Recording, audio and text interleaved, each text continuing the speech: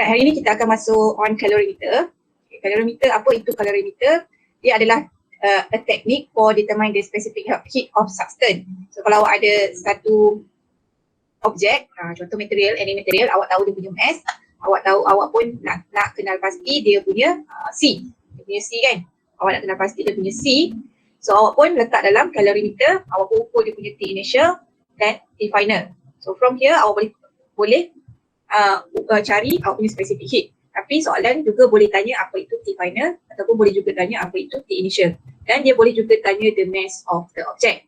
So calorimeter tu apa? Dia adalah vessel that is food insulator. Ni contoh kat sini kan.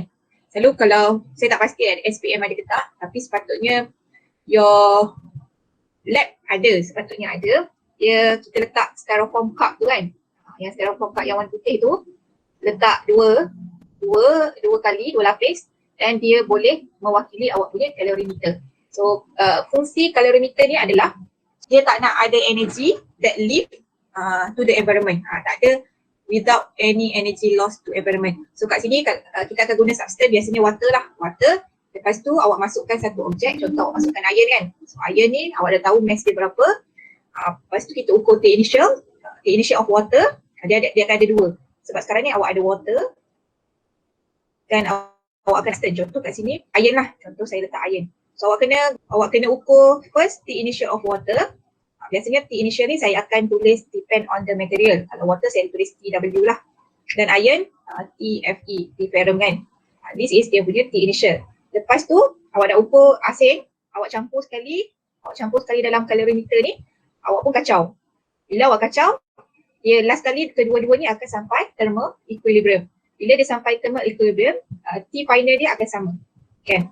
Apabila tak ada energy yang lost to environment, Q awak hanya akan pindah antara dua ni sahaja. Dia akan dipindahkan between these two material. Dan satu lagi, dia punya container ni. If container tu ada setengah-setengah, dia kata kita boleh abaikan container. Ada lagi satu, kita kena include the container. So kat sini kita tambah satu lagi, which is container. Kalau container tu dia kata bekas kaca lah. Kalau dia kata bekas aluminium lah. Container. So T container, T glass lah, biasanya dia T glass. Kalau T glass saya letak TG, kalau aluminium saya letak TL.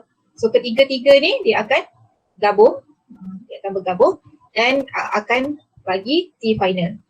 So energy tu dia tak akan lost to the surrounding. Dia akan share between these three object je. Kalau awak letak gelas, kemudian awak letak air panas kat dalam tu dan awak kacau, bila awak ukur suhu akhir tu, sebenarnya suhu tu dia tak in between there's two object saja, dia dah ada loss to environment. So dia punya, kalau awak nak kira between tu dia dah tak tepat. So itulah kegunaan calorimeter.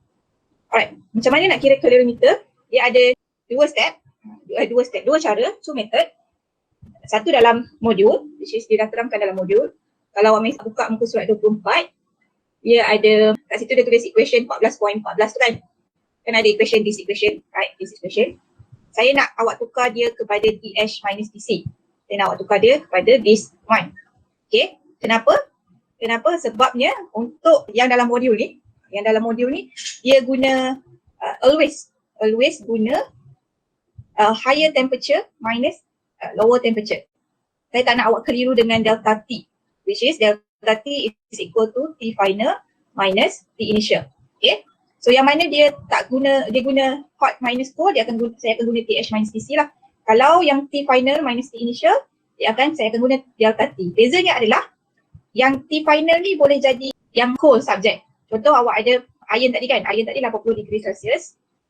Bila rendam dalam air dia akan jadi contoh 35 degree Celsius kan. So this is your T final, this is your T initial. Okay, this untuk iron. Okay, untuk water pula, contoh water awak ada dekat suhu bilik kan, 27 degree Celsius. Bila awak rendam bersama iron dia naik jadi 35 degree Celsius. So this one is your T final, this is your T initial for water lah. This is T initial for iron. So untuk this topic, bila dia ada perbezaan temperature, contoh delta T ni kan, bila dia ada temperature macam ni, awak boleh use both Celsius or Kelvin. Boleh guna dua-dua bila dia ada perbezaan temperature. Sebab apa? Perbezaan temperature dalam Celsius adalah sama dengan perbezaan temperature in Kelvin. This is temperature T kan keliru pula TC tu apa? In Celsius. Dia punya perbezaan je sama. Okay. Kalau dia tak ada minus tu, dia tak ada delta tu, awak kena guna in Kelvin. Right? So untuk kat sini, this one ni awak potong dalam buku awak tukar kepada TH minus TC. So dia bagi tahu heat gain by cold object is equal to heat loss by hot object. Kalau water tadi, dia akan jadi makin panas. Maksudnya, ni kan water ni dia jadi makin panas. That's mean awak ada heat gain. Dan iron ni pula, dia punya temperature akan jadi berkurang, bermaksud adanya heat loss. Alright? Okay, untuk dalam modul dia akan sentiasa guna TH minus TC. Right? Kita tengok contoh PBL. Saya akan guna dua-dua cara. Satu yang saya prefer, satu yang dalam modul. So saya tak nak awak terkeliru. This is just for your information. Untuk kelas saya prefer satu lagi method, which is method dalam e-book. Atau kita try this one dulu, guna method of dalam awak punya modul. So dia kata 0.4 kg iron, you have MFE. Ini awak kena label tau, yang bawah ni awak kena label supaya awak tak tertukar. Nanti kan nak substitute masuk, bila awak dah tulis equation tu awak tak tahu ni M apa. So M ferrum adalah 0.4 kg. Okay. That is initially at 500 degree C. So this is your T ferrum initial. Saya tulis TFE lah sebab T final dia sama je. So 500 degree Celsius. Okay. Drop into a bucket contain 20 kg of water. So M of water is equal to 20 kg. And dekat suhu 22 degree Celsius. So T water is 22 degree Celsius. What is the final equilibrium temperature? Maksudnya dia nak T final. So T final dua-dua akan sama. Neglect any additive, ni tak adalah, dia tak keluar daripada the bucket. Kita katakan dia sebagai calorimeter. This is C for iron and this is C. Right, so kalau awak guna method in module, awak akan dapat M C TH minus TC, which is for the cold substance, is equal to MC TH minus TC for hot substance. So kat sini awak yang cold substance awak cuma water, dia tak termasuk bucket. Kita abaikan bucket, this is cold. And ferrum awak ni dia adalah hot substance. Okay. So kalau kita tulis balik, dia adalah M water, C water, T final akan jadi T hot. Sebab water dia akan naik, suhu dia akan naik. Minus dengan T water. This one is M for ferrum, C for ferrum. So yang ni TH dia adalah awak punya ferrum ni. Sebab ferrum ni dia akan menyejukkan. So T hot dia adalah T ferrum minus dengan T final. Right, baru masukkan value. Awak ada M of water is 20. C of water adalah 4186. TF minus dengan T initial of water which is 22. Sama dengan mass of ferrum darab dengan C of ferrum which is 448. Dan 448 darab T of ferrum 500 tolak TF. Rearrange this. Pandai-pandai lah rearrange . This is math, mesti awak dah pandai. Awak akan dapat TF kat sini bersamaan dengan 23.02 degree Celsius. Okay, this is your TF. Ini cara untuk daripada modul, which is awak kena alert lah. Untuk hot substance, T final minus T initial dia. Untuk cold substance, T final tolak dia punya T initial. Untuk hot substance, dia punya initial yang tolak final. So awak akan dapat TF dia sama dengan 23.02. Kalau awak dapat negatif tu, something problem lah. Bukan. Dia possible untuk awak dapat negatif TF ni. Tapi kalau awak macam tertukar this one dengan this one, awak tertukar dua ni, jawapan awak akan salah lah. Alright. Okay, kita tengok pula cara saya. Cara yang saya prefer, dia akan mengelakkan tu confusion. Nanti awak tak perlu pilih pun, nak letak mana T depan, T yang depan nak letak mana. Dia always T final tolak T initial. Sentiasa yang ni. Okay. Dia sama juga, heat gain is equal to heat loss. Cuma kat sini awak letak negatif kat depan. So M yang cold, C cold, delta T sama dengan minus M hot, C hot, delta T. So sini C tu bermaksud cold. And here hot tu, H tu bermaksud hot lah. Okay. Ataupun tak nak, takut tertinggal negatif ni. Takut tertinggal negatif tu awak cuma fahamkan this one. Okay. This is summation of Q equal to 0. So kalau awak ada substance yang lebih daripada satu, lebih daripada 2 pun, awak tak perlu pilih yang mana jadi sejuk, yang mana jadi panas. Awak just letak dalam equation, at the end nanti baru awak tahu. So daripada sini, daripada summation Q equal to 0 ni, awak boleh dapat this one. Contohnya awak akan ada M cold, C cold, delta T tambah dengan M hot, C hot, delta T equal to 0. So bila awak pindahkan ni ke kanan, M, C, C delta T, dia akan ada negatif. Awak ingat ni je, summation Q equal to 0 sahaja. So this one, semua simbol dia adalah tambah. Kalau awak tengok sini, semua simbol dia adalah tambah. Awak tak perlu pun letak tolak ke apa. Dan delta T ni dia sentiasa T final minus dengan T initial. Kalau water, water lah. Kalau ferrum nanti, ferrum lah. Okay. So kita tengok soalan yang tadi juga. Tapi guna cara saya. So awak akan ada M ferrum sama dengan 0.4 kg. Dia punya T ferrum initial sama dengan 500 degree. Lepas tu M for water is 20 kg dan M for M pula. C for water is 4186. Kalau ada summation C pula, initial lah. Initial temperature. T initial bersamaan dengan 22 degree Celsius. So dia ada summation of Q equal to 0 tadi kan. Kalau ada M water, C water, ni awak tak perlu tentukan yang mana sejuk, yang mana panas kan. So masuk je. So this T final minus dengan T initial of water, this is TW. Okay, tambah dengan M ferrum, C ferrum. So T final minus dengan T ferrum. Untuk this one, dia delta T, dia sentiasa T final minus dengan T initial. So masukkan value ni 4186, T final minus 22 plus 0.4 448, T final minus T ferrum awak adalah 500. Okay, so bila awak rearrange this, awak akan dapat jawapan yang sama, which is 23.02 degree Celsius.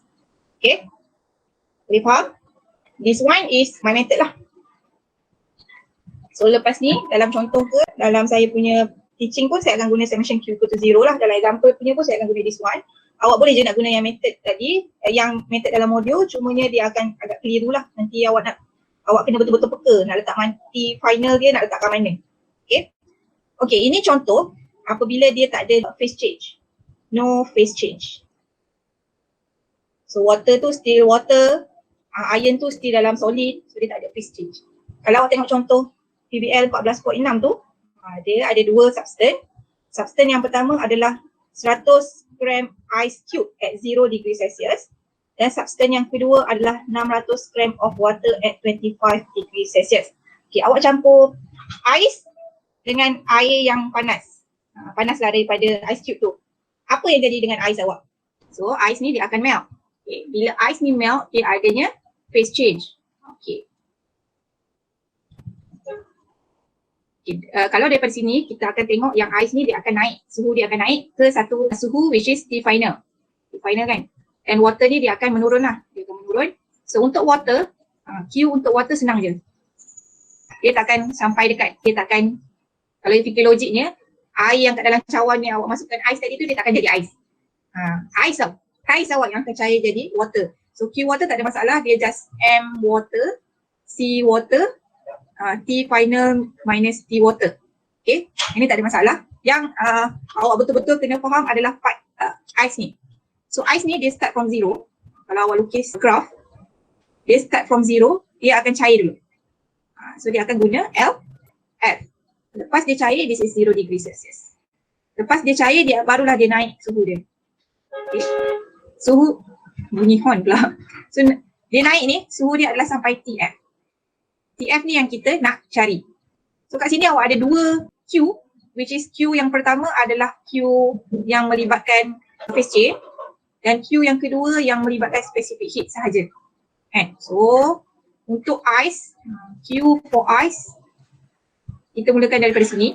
Kita start from here. So awak ada M ice. This is M ice lah yang 100 gram ni. This is mass of water. Okay, 600 gram tu mass of water, 100 gram tu mass of ice. So untuk part 1 ni dia adalah mass ice darab dengan latent heat of ocean. Okay, lepas tu dia tambah dengan part 2. Part 2 ni dia dah jadi jadi air, dia dah jadi water, tapi mass yang awak guna adalah still mass ice. Ni kan dia dekat sini, dia still awak guna mass of ice, tapi C awak adalah sea water.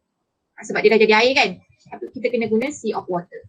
Barulah T final tolak dengan T initial of ice, which is 0 degree Celsius. Then awak punya summation Q, saya kat bawah ni lah.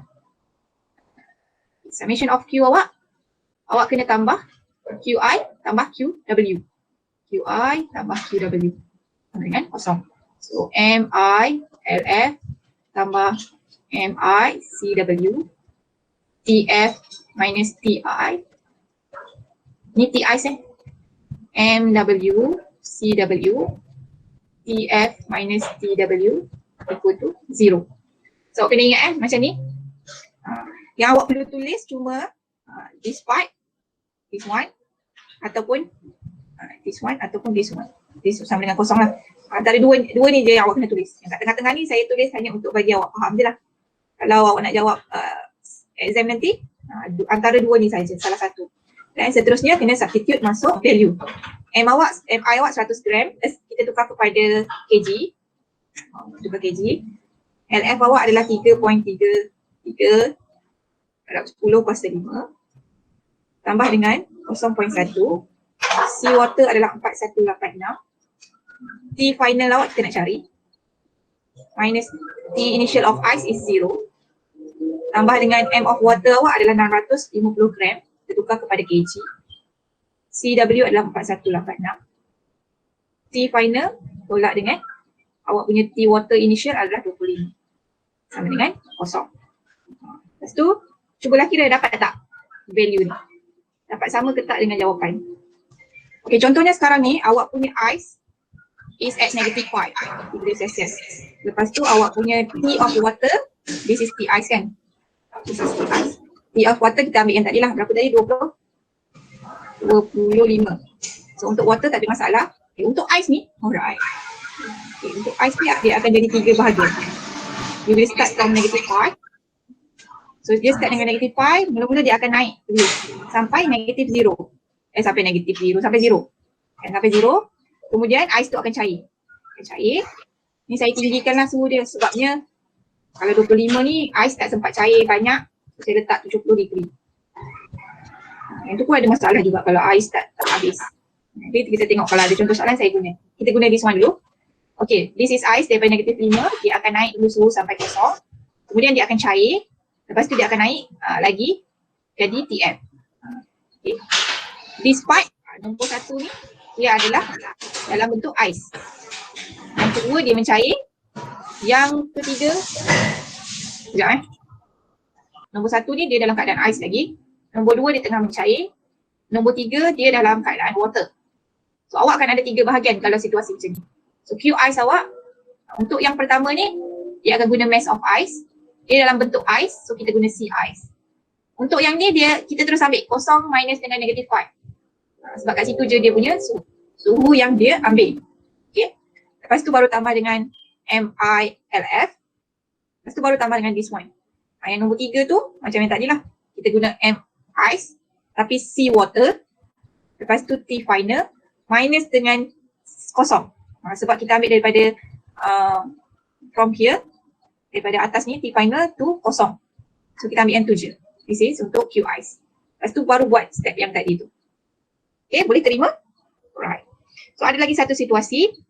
Yang ni saya tak jumpa lagi soalan. Kalau saya jumpa soalan dia, saya akan masukkan dalam awak punya example. Which is T ice adalah contoh kat sini 0 degree Celsius lah. Tapi mass dia besar. Mass dia contoh 1 kg.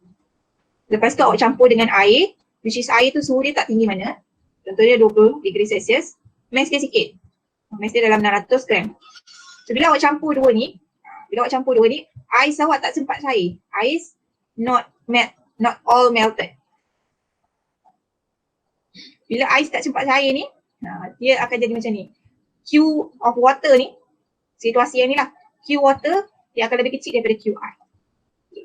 Contohlah, awak dah kira-kira ikut step yang saya bagi, summation of Q equal to 0 ni, awak dapat T final tu negatif, contoh awak dapat negatif 78 degree Celsius. Macam tak logik kan? Tak logik kan? This is tak logik. Sebab apa? Suhu ais 0 degree Celsius, sepatutnya dia naik. Yang ni turun. Maksudnya awak punya T final mesti in between 0 dengan 20 degree Celsius. Tapi tiba-tiba awak dapat negatif 78. So bila awak dapat tak logik macam ni, bermaksud situasi dia adalah situasi ni. Ice is not all melted. So situasi macam ni adalah T final is equal to 0. Nanti saya akan cuba cari contoh dan saya akan letakkan example lah. Sebab tahun lepas saya jumpa soalan ni.